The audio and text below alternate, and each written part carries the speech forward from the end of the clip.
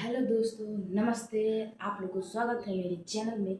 तो आज की इस वीडियो में मैं लेके आई हूँ स्वरनाम, जो कि आप लोग को पता है स्वरनाम व्याकरण के अंदर आता है। और एक और मेरा वीडियो आया है संज्ञा, वो भी जाके जरूर देखिए। तो आज के वीडियो में हम पढ़ाएंगे स्वरनाम। तो ये लिखा हुआ है और मैं आपको अच्छे से समझाऊंगी, समझने का तरीका भी है, देखिए। तो दोस्तों यहाँ पे लिखा है स्वरनाम, वह शब्द जो संज्ञा के स्थान पर प्रयोग किया जाता है उसे स्वरनाम कहते हैं। मतलब कि संज्ञा, तो इसमें संज्ञा आया, यानी आपको सबसे पहले संज्ञा पढ़ना होगा। क्या पढ़ना होगा? संज्ञा। यहाँ पर जैसे तो वह शब्द जो संज्ञा के स्थान पर प्रयोग किया जाता है उसे स्वरनाम कहते हैं। राम स्कूल जाता है, तो ये क्या हुआ? राम स्कूल जाता है, लेकिन वह होशियार है। तो कौन होशियार है? राम। और राम की जगह पे क्या आ गया? वह। तो वह क्या हो गया? स्वरनाम हुआ। क्या हुआ? स्वरनाम। जैसे में कि PW एक अच्छा, मतलब मानिए कोई फाउंडेशन या कोई बैच है, अच्छा बैच। PW के मतलब जगह पे क्या है? उनका टीचर। तो वो टीचर क्या हुई? वो स्वरनाम हो, क्योंकि वो ना अच्छा करवाते हैं। वो तो बस एक नेम है कि वो अच्छे हैं। तो बढ़ते हैं आगे। स्वरनाम के बारे में तो हम जान ही चुके हैं कि स्वरनाम जो शब्द जो संज्ञा के स्थान पर प्रयोग किया जाता है। जैसे में कि सीता स्कूल गई, यानी सीता रोज जाती है स्कूल, यानी वह रोज स्कूल जाती है। तो सीता की जगह पे क्या आया? कि वह रोज स्कूल जाती है, वह। तो ये क्या हुआ? मेरा स्वरनाम हुआ। और ये जो था ये संज्ञा हुआ।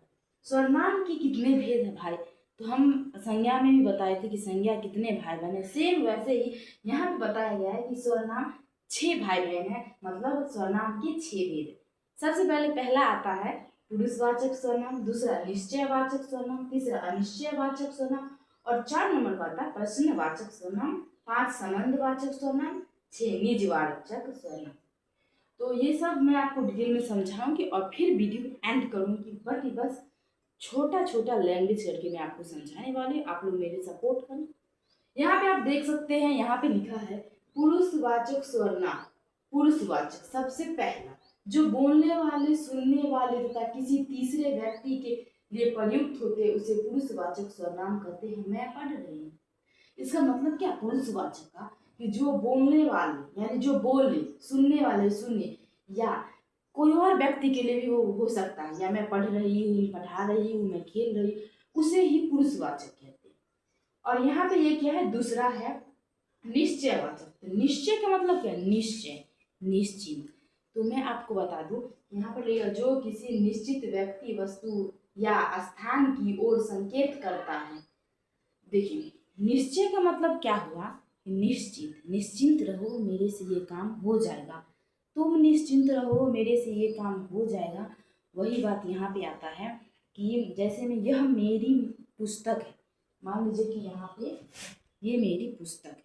तो ये जो मेरी पुस्तक है वे किसकी ओर संकेत कर रहा है? इसके ओर। यह मेरी पुस्तक है, तो यह निश्चित है कि ये मेरी है। इसीलिए यहाँ पे यह जो किसी निश्चित व्यक्ति, वस्तु या स्थान की ओर संकेत कर रहा है। जैसे आप मेरे भाई बहन, माने कि आप मेरे भाई बहन है ना, निश्चित है, तब हुआ वो निश्चयवाचक। उदाहरण यहाँ पे दिया है मेरी किताब। उम्मीद करती है आपको ये समझ में आएगी, तो आप उतार सकते हैं। मैं साइड हो जाती हूँ, फिर आगे का पैराग्राफ जो है ये 4 में पढ़ाऊंगी।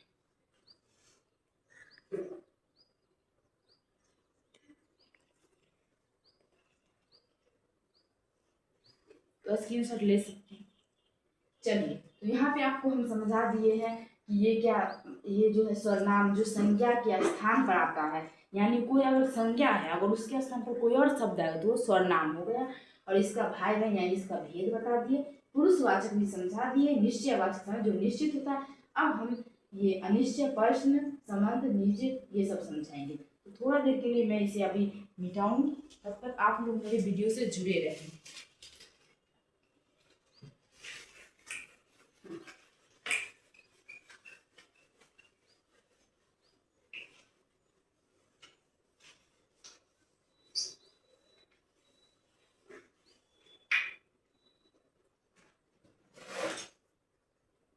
तो यहाँ पे अभी हम तीसरा नंबर समझाने वाले हैं, अनिश्चयवाचक।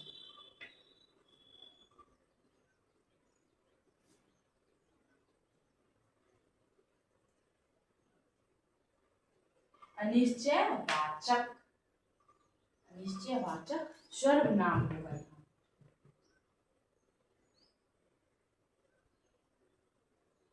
ये आप देख सकते हैं।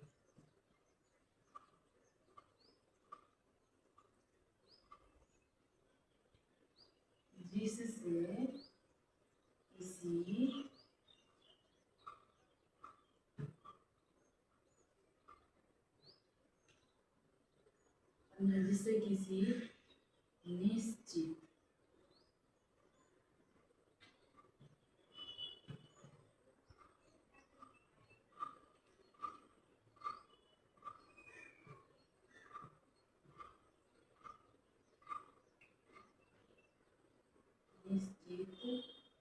व्यक्ति वस्तु स्थान का बोध नहीं हो उसे अनिश्चयवाचक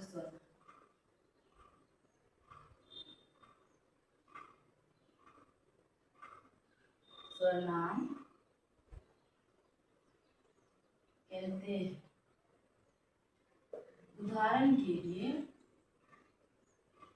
यह मेरी किताब ये नहीं, यह मेरी तो निश्चय में है, इसमें होगा कोई बाहर खड़ा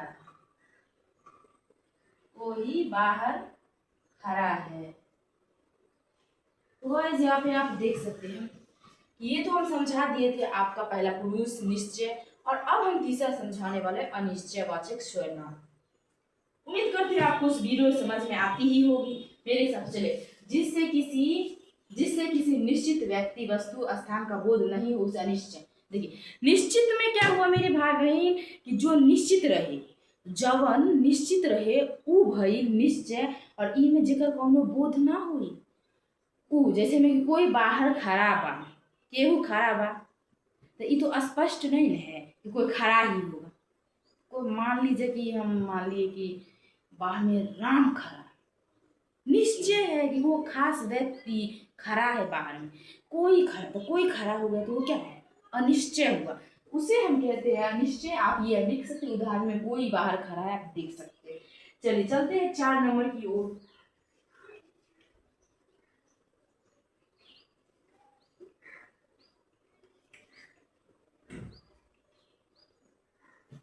प्रश्नवाचक, ये बहुत इजी है। प्रश्नवाचक सर्वनाम।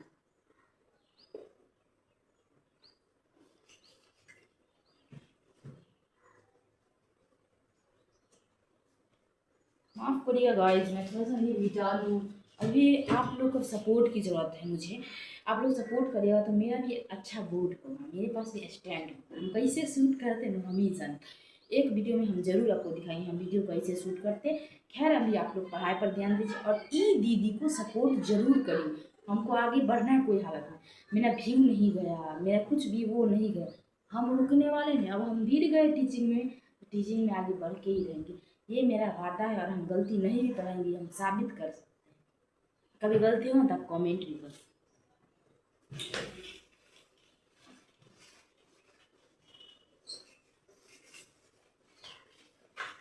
भाई बहन आप लोग हमरा के सपोर्ट करी जा, ये उम्मीद करत बानी। ई तो ये चौथा है, 5वां हम लिख देते हैं तब तक। यहाँ पर 6ठा लिख देते हैं, नीच।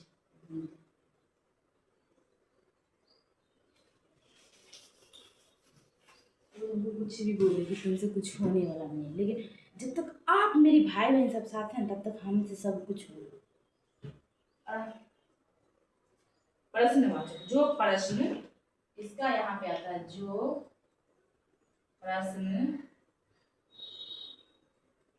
प्रश्न पूछने के लिए किया जाए, पूछने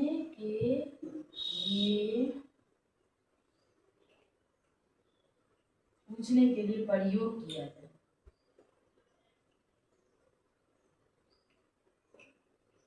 जाता है उसे प्रश्नवाचक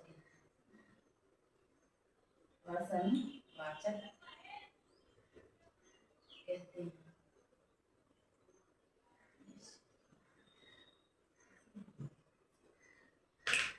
उदाहरण कौन आया है। यहाँ पे मैं आपको समझा देती हूँ कि प्रश्नवाचक, ये नाम से ये स्पष्ट है मेरे भाई बहन कि प्रश्न, प्रश्न मतलब क्या होता है? क्वेश्चन। प्रश्न मतलब क्या होता है? क्वेश्चन। जो हमको कोई इंसान पूछा कि कौन आया है, तो वो क्या पूछे? हमसे क्वेश्चन पूछे कि देखो कोई आए हैं, तो वो क्या हो? प्रश्नवाचक। अगर ऑब्जेक्टिव में आ जाए कौन आया है, कौन वाचक है, उस पर रहेगा प्रश्नवाचक, तो आप निफिक्र हो गए, टिक मारिए कौन आया है, ये कौन सा वाचक है? प्रश्नवाचक है, इसे लिख दिया जाता है।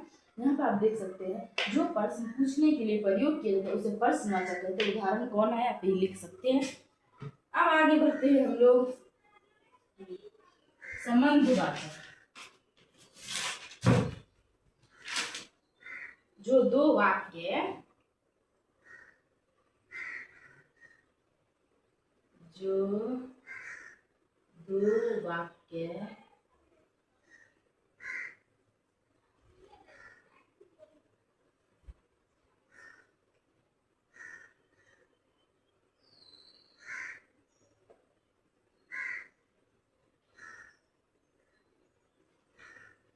संबंध स्थापित करता है,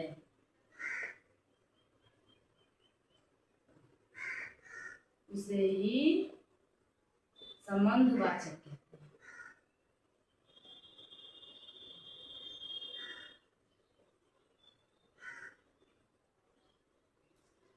देखिए मेरे भाई बहन, कितना इजी है। प्रश्नवाचक मतलब प्रश्न पूछा, संबंध यानी संबंध, निश्चय यानी निश्चय है कि ये काम हो सकता है, निश्चय यानी निश्चय नहीं है कि नहीं है।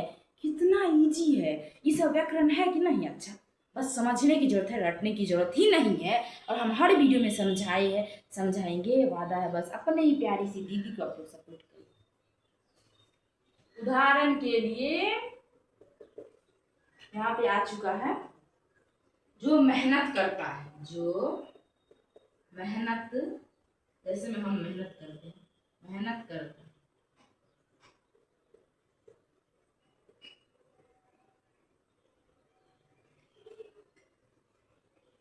जो मेहनत करता है, ये देखिए सफल होता, सफल होता है।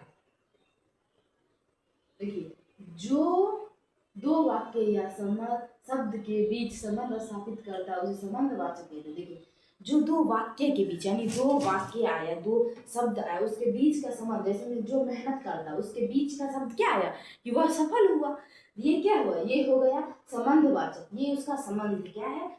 ये उसका संबंध है। क्या है? संबंध है। अब आता है मेरा निजवाचक, जो अपनेपन या स्वयं, जो अपनेपन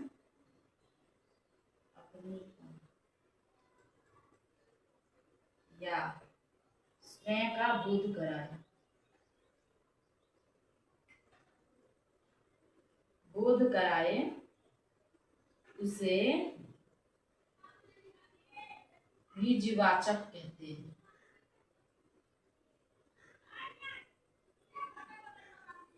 एग्जाम्पल के लिए मैं यह कर सकती हूँ।